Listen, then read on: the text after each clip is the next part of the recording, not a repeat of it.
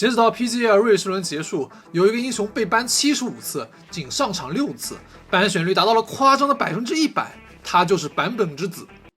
版本之女，死亡先知。死亡先知的强势其实在老头杯就有所端倪，而在职业赛场更是把一ban一选。究竟是什么原因让 DP 这么一个以往都相对冷门的英雄突然成为版本之神？欢迎来到 Redota 版本风向标，版选率100%，同时拥有如此夸张的ban率，在 Dota 2的历史上也就只有 TI5 的拉希克可以做到。这意味着目前职业选手也不知道如何来破解死亡先知，也就是说现版本的 DP 就是无解的。虽然死亡先知在出场的6局比赛中还是输了1局的，但是从实际的比赛内容来看，作为一个3号位 ，DP 已经为队友打开了前期的局面，只是后期团队没能终结比赛而被翻盘。而死亡先知最无解的地方，就是他强大的对线能力和取得线优后的滚雪球能力可以形成联动。如果让死亡先知取得前期优势，就会被他疯狂压缩地图空间，掠夺地图资源，而偏偏他的对线能力又非常出众，这就让 DP 对手的容错率被无限压缩。但凡犯一点错，就可能会被滚起雪球输掉比赛。定位类似于一个高配版的美杜莎，不仅是对线能力、滚雪球能力以及后期的上限都比美杜莎更高。死亡先知整体的技能模组其实相当简单，甚至技能描述都只有1行字。说简单些，1技能 AOE， 2技能沉默，3技能吸血，大招放魂。而他在职业比赛的第一个大件却都是 A 杖。4200块钱在合成 A 杖之前，装备属性的性价比真的不高，而能支撑它直奔 A 杖而不需要补充巫师、法克等过渡装的原因，就在于它技能模组在当前版本的全期强势。自从吸魂巫术不再造成百分比伤害后，死亡先知的后期能力大打折扣，而灵魂收集命时的出现不只弥补了 DP 的后期输出，对前中期的加强也不容小觑。而且在这之后，死亡先知得到了连续7个版本的小加强，地血重群提升了前期伤害，1级波伤害比以前高了15点，先天技能除了把以前大招提供的移速变成了全期常驻，还白送了冷却缩减，大招更是重量级。由于灵魂收集命时会在全期全地图收集灵魂，第一个大招基本上就是全恶灵形态，伤害也由原来的64变为了91，足足提升了50%。这跟 A 杖恶灵的额外数值相同，而在这种伤害数值下，低等级大招的恶灵数量还在增加。虽然 7.39C 删除了 A 杖魂的 0.3 秒减速，但对输出端的影响并不大。另外，驱使恶灵虽然是物理伤害，会被护甲减伤，但是并不会被先锋盾、赤红甲或者近战英雄自带的小圆盾格挡。而吸魂巫术除了可以对魔方和肉山释放，还有一个隐性加强，就是 7.39 对治疗技能的规范和增强。现在除了大骨灰、冰甲、冰眼以及末日和冰魂的大招，没有其他手段可以减少治疗量。同时吸魂巫术的伤害和治疗是相互独立的，即使敌方单位魔抗很高，也不会因为伤害的减少而让治疗量打折。同时因为是独立的治疗，也不会被法强和吸血增强影响，仅能用圣洁吊坠加强。全才属性虽然削弱了攻击力加成，但对于刚刚转职全才的 DP 来说，不只加强了后期攻击力，还拓宽了出装路线。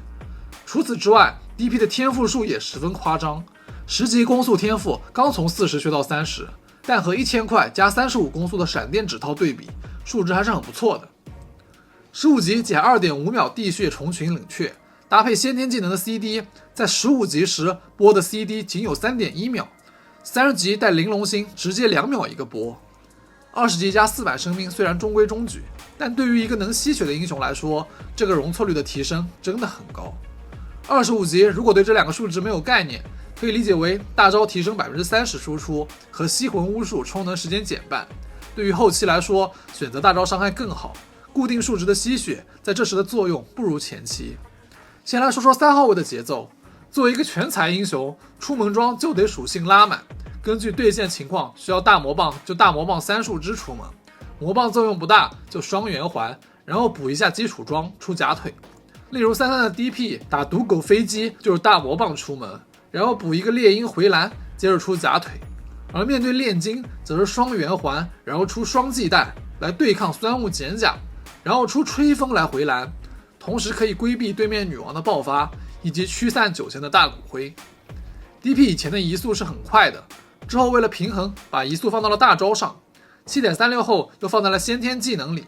现在的 DP 初始移速290，在前期是比较慢的，所以还需要补一个风铃之纹，然后就可以出核心装备 A 杖了。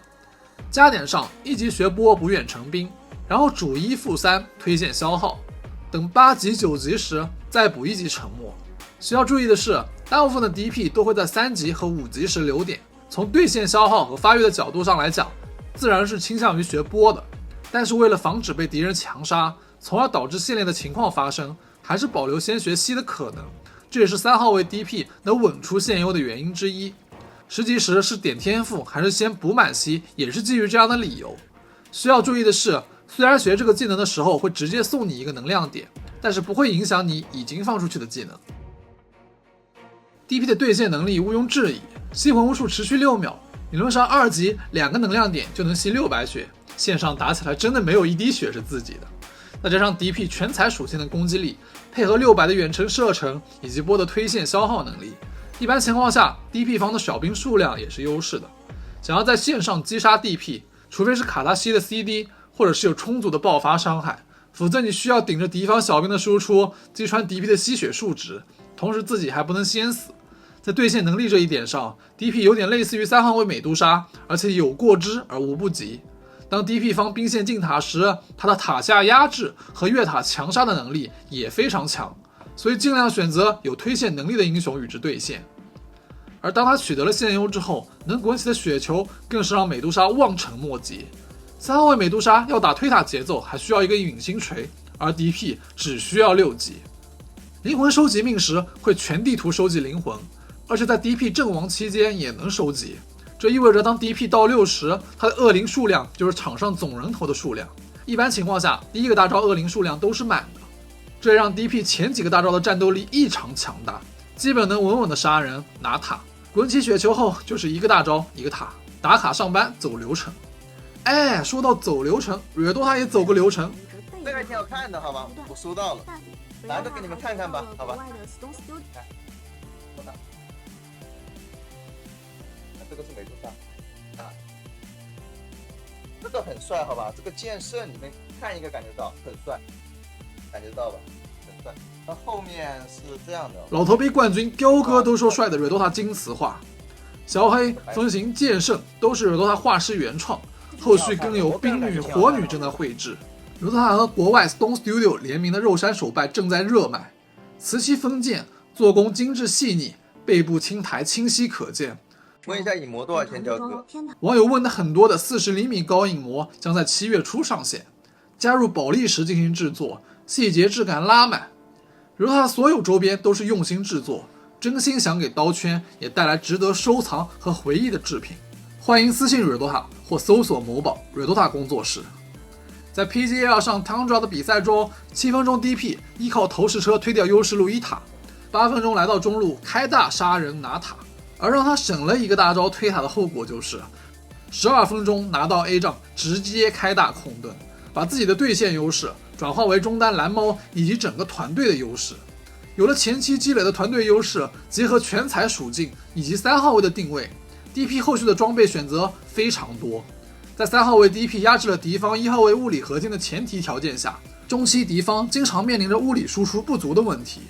这时他们的主要输出是技能的魔法伤害。而随着 DOTA 防御端的数值膨胀， DP 只要开出吸魂巫术，几乎不可能被技能伤害秒杀。那么最好的选择就是出跳刀打后手切入，或者先手开出沉默吸血直接击杀敌人，以及出 BKB 可以不吃控制，直接站在敌人脸上吸血。跳刀还可以放大后续其他功能装的作用，比如和阳刀搭配的跳阳，以及配合技能的跳沉默加否决。BKB 后续也可以搭配林肯、莲花来应对无视魔免的点控技能，同时否决和莲花还可以提升护甲，而33最常出的护甲装则是能配合 DP 推进节奏的强袭。当然根据双方阵容和经济情况，它也可以是绿杖或者冰甲。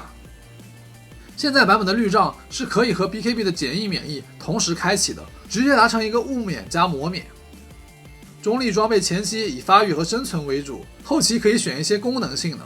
附魔属性上，前期选择回蓝和攻速续航刷钱，后期选护甲和魔抗增加肉度。辅助 DP 目前只有 BB 的4号位 Save 有2场比赛可以参考，加点上1级还是学波，然后主吸魂巫术，因为是辅助，默认3级时学2级吸魂巫术，在4级或者8级点出沉默，也就是4级学不学2级波的差别。出装上，出门3束之圆环称属性，圆环升级挂件回蓝，草鞋后刃甲或者阿托斯，接着出跳刀，之后肥的话就出 A 杖，不肥就出绿杖，也可以出微光、吹风等等辅助装，根据自己团战要切入的对象来选择。死亡先知的装备对输出端提升很小，除了 A 杖和普攻，辅助 DP 和核心 DP 的输出基本没有差别，只要能搭配吸魂巫术，让自己在战场上多存活一些时间，就能打出不俗的输出。中立装备和3号位 DP 差不多，只是附魔属性上会更多的选择血量、护甲以及贪婪。死亡先知强大的对线能力以及对线期后滚雪球的能力，让他从前期强势到后期，只要把握好他的节奏，在团队的配合下显得有一点无懈可击，这也是他会在比赛中无限被ban的原因。在大部分治疗机制修改后，现在减疗最便宜的大骨灰2725块，却可以被2600块钱的吹风驱散。冰甲和冰眼太贵，等出到这些装备 ，DP 已经完成了原始资本的积累。至于冰魂和末日，到6级时才能对其形成克制，还需要队友的控制和爆发配合，而他们的线上能力又完全比不过 DP。不过在团队配合没那么优秀的路人局中，这些装备和英雄以及其他机动性较强或者有高爆发的英雄，还是比较容易克制 DP 的。同时，路人局天然会降低 DP 的容错率和团队的滚雪球能力。想要发挥出这个英雄的能力，或者更好的针对他，需要我们对他更加了解。希望 CN Dota 可以找到 DP 的破局之策，也祝愿 CN 战队在 PGL 以及之后的石油杯能取得好成绩。